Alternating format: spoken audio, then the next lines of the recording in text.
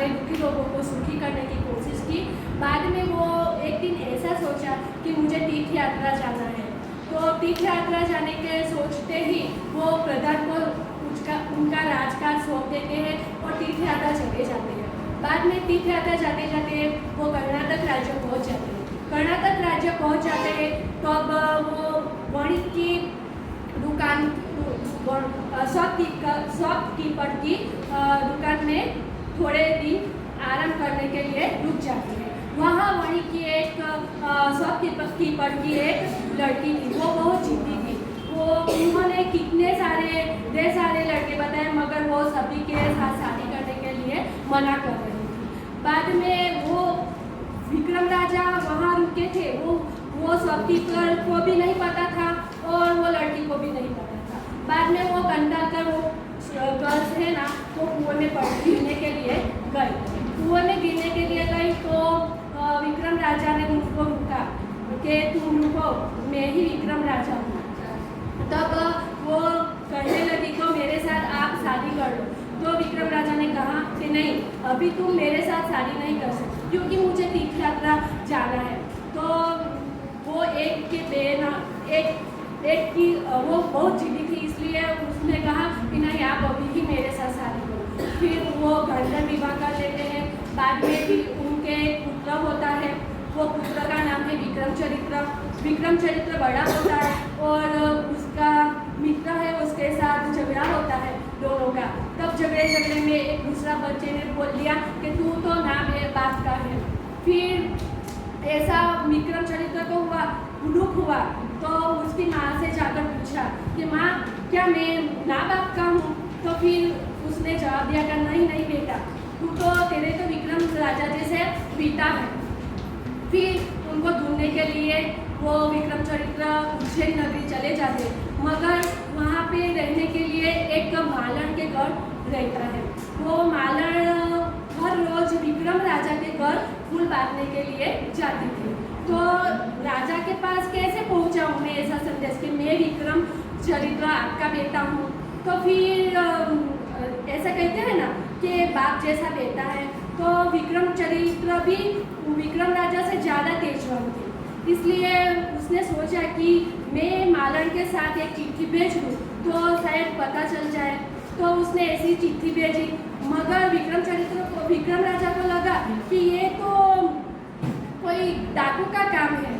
फिर उसने डाकू को ढूंढने के लिए बहुत कोशिश की, मगर वो डाकू पकड़ में आता नहीं। फिर वो हर सिद्धि माता के पास प्रेयर करने के लिए जाता है और वहाँ पे ही उसके पीछे वो विक्रमचरित्र भी चला जाता है और उनकी माँ ने जो चिट्ठी दी थी वो उनको विक्रम राजा को दे देता है और कहता है कि मैं आपका पुत्र हूँ। और चिट्ठी पढ़ते हैं विक्रम राजा तो मान लेते हैं कि हाँ, वो मैंने ही चिट्ठी दी थी, वही चिट्ठी है।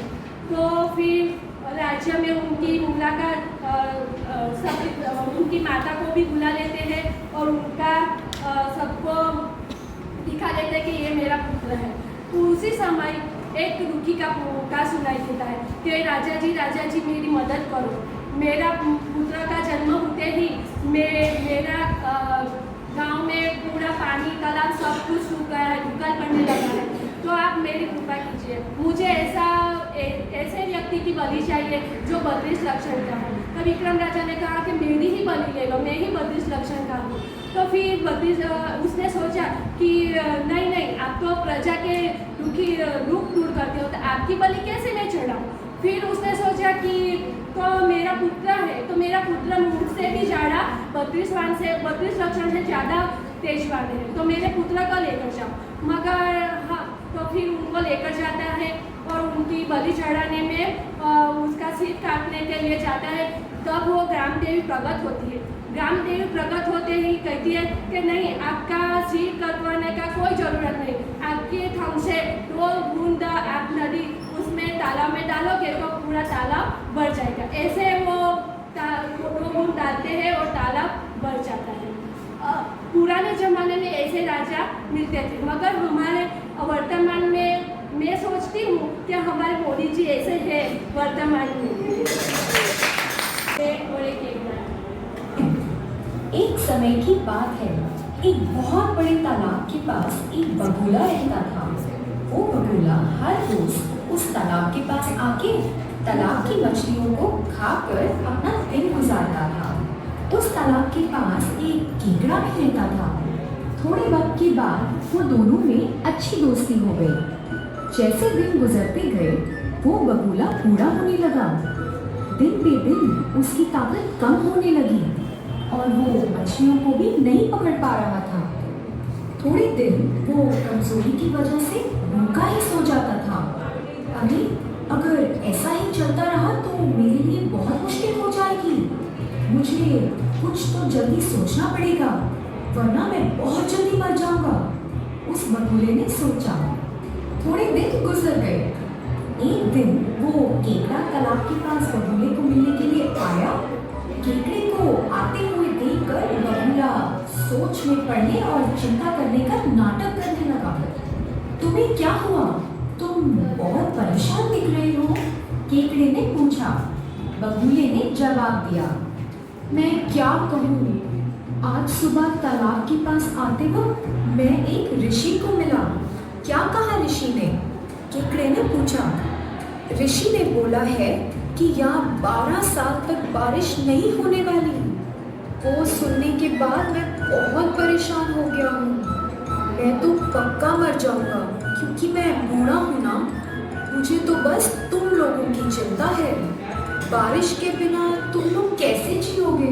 मैं तुम्हारी परिस्थिति के लिए बहुत परेशान हूँ, बगुले ने केकड़े को कहा। बगुले की बात सुन के केकड़ा तुरंत तालाब की मछलियों के पास गया और उन्हें आने वाले संकट के बारे में बताया।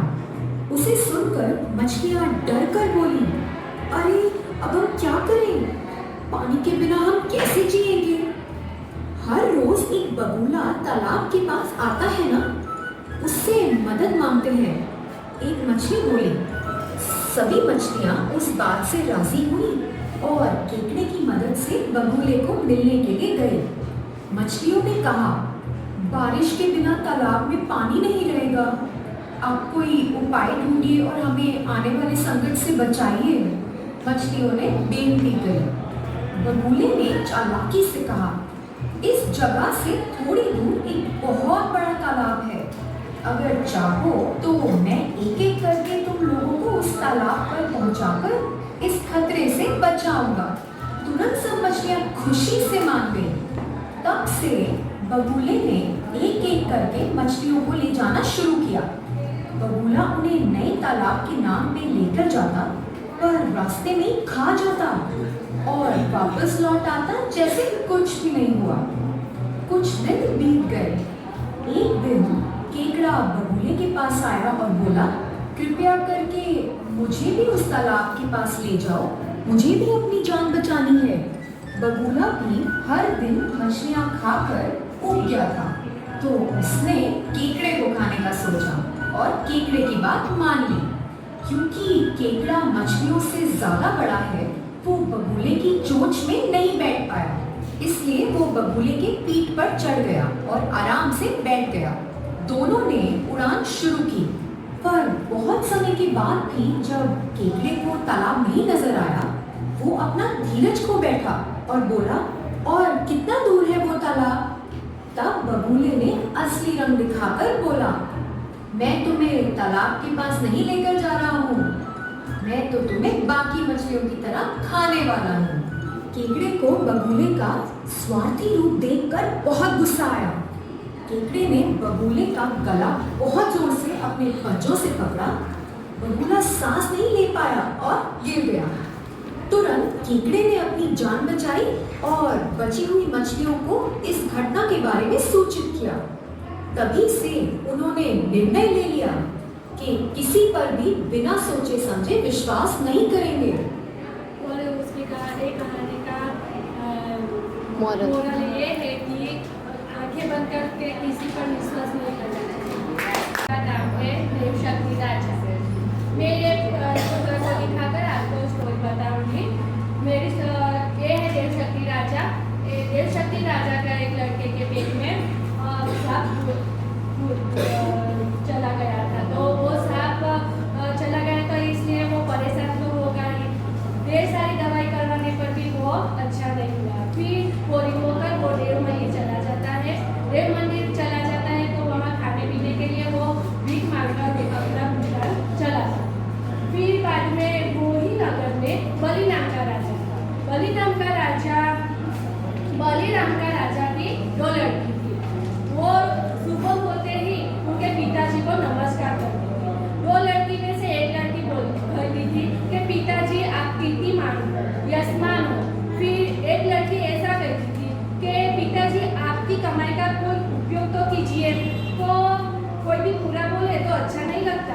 ऐसे राजा को भी अच्छा नहीं लगा। फिर वो कहने लगे मंत्री जी को कि ये कटु वचन बोलने वाली लड़की को यहाँ नगर में से ढूंढ रख के आओ। तो मंत्री जी उनको देव मंदिर जहाँ वो पेट में घुसा हुआ राजकुमार देव मंदिर में था वहाँ रख के आते हैं।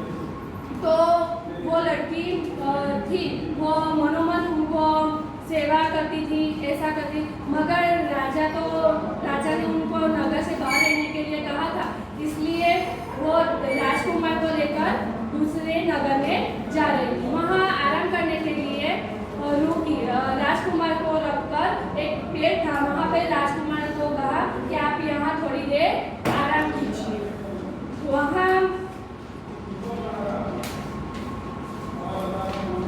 वहाँ पे वो उसके पेट में जो सांप था वो हवा लेने के लिए बाहर निकलता है। वो बाहर निकलता है तब तो वही पेट के नीचे एक दूसरा सांप था, वो सोने का रक्षा कर रहा था। तो वो सांप भी बाहर निकला और बोलने लगा, ए दुष्ट, तुम इतना अति सुंदर राजकुमार को क्यों हैरान कर रहा है? तू कितना दुष्ट है? तो वो सुमन के रक्षा करने वाले सामने बोला कि तू कम थोड़ा है, तू तो राजकुमार को सोने का घड़ा भी दुष्ट कर रहा है। फिर दोनों में झगड़ा हुआ और दोनों झगड़ा करते करते एक दूसरे का राज बोलने लगे कि तेरी मरने की दवा मुझे पता है, तुझे राई का सरसों का तेल तुझे उबाल कर डाले तो तू मर जाएगा, वो सोने के वाले साहब। और तुझे भी फिर वो दूसरा साहब बोला कि तुझे भी उबलता हुआ पानी डाले ना तो तू भी मर जाएगा। फिर वो राजकुमारी आई और सुन लिया था ऐसा, फिर वो ऐसा किया उपाय, तो फिर वो दोनों सांप मर जाते हैं और सुमन का घड़ा राजकुमारी और राजकुमार को मिल जाता है और दोनों सुख से चैन से रहने लगता है। नेक्स्ट स्टोरी का मोरल है कि धैर्य और साहस से काम करने से कोई भी सफलता मिल सकती है। जंगल में राक्षस एक दिन जंगल में से पसार हो रहा था, तब उन्होंने एक ब्राह्मण देखा। ब्राह्मण देखकर वो उनकी पर बैठ गया। बैठे बैठे वो ब्राह्मण को बोला कि तुम आगे चलते ही रहो। ब्राह्मण आगे चलता रहा तो ब्राह्मण ने देखा कि उनके पैर तो कितने कोमल हैं। तो ब्राह्मण ने वो राक्षस से सवाल पूछा कि तुम्हारा पग तो इतना कोमल क्यों है? तो राक्षस ने बताया, मैंने प्रतिज्ञा ली है कि कच्चे पानी में मैं पग डाल के मैं जमीन पर नहीं चल सकता, इसलिए मैं आती कुएं पर बैठ गया हूँ। ब्राह्मण ने उनका कारण जाना तो फिर ब्राह्मण एक तालाब के पास ले जाता है और वहाँ कहता है कि तुम यहाँ पे रुको राक्षस, मैं थोड़ी देर मैं पानी में स्नान करके आता हूँ, वो मेरी प्रतिज्ञा है। तो वो चला जाता है और जानता है कि वो राक्षस है, इसलिए मुझे खा जाता है। ऐसे ही युक्ति सोचकर वो चला जाता है। ऐसी कहानी सुनकर राजसेवक ने राजा को बताई, तो राजा ने भी उनकी लड़की दृष्ट वाली थी, इसलिए राजा ने भी उपाय सोचने के लिए कोई उपाय मिले ऐसे ब्राह्मण को बुलाया। ब्राह्मण को बुलाकर उसका उपाय सूझा। तो ब्राह्मण ने कहा कि दृष्ट वाली लड़की अच्छी नहीं होती है, आप उनको देखेंगे तो आपका मृत्यु हो जाएगा। तो उनकी शादी करवाने के लिए राजा ने संदेशा भेजा कि कोई भी मेरी लड़की के साथ शादी करेगा तो मैं सोना और ढेर सारा सोना और दूंगा, और मगर देश छोड़कर चला जाना पड़ेगा। तो फिर एक अंधा और कुबेर व्यक्ति था, वो शादी करने के लिए हाँ कहते हैं और उसके साथ शादी हो जाती है राजकुमारी का। कि फिर वो अंधा है, वो देख नहीं सकता, इसलिए वो सोता ही रहता है, और गूंगा है, वो कुबेर है, वो घर चलाता है। उसमें से राजकुमारी के साथ गूंगा का कुबेर का दोनों को ऐसे रिलेशन हो जाते हैं। फिर एक दिन कुबेर सोचता है कि अंधे को मार डालूं तो अच्छा है, तो मेरे हमारी झंझट खत्म हो जाए। तो उसने ऐसा सोचा, तो मछली के बाग में वो सांप को मारकर लाता है उसके पास। फिर वो उसका साग बनाकर अंधा को कहता है कि दूसरे को थोड़ा हिलाओ, तो उसकी वजह से वो अंधा की आँख होए वो कैसे अच्छी हो जाती है। अंधा फिर बहाना करता है और एक दिन वो कुबेर को और राजकुमारी को ऐसे देखता है, फिर उसकी खून से वो राजकुमारी को इतना पीटता है तो राजकुमारी का एक स्टार छाती में चला जाता है और कुंदा की खून को अच्छी हो जाती है। उससे वो गीता में लिखा है ना, कर्मणि वाधिकारस्ते मा फलेषु कदाचन, ऐसा है कि जो कर्म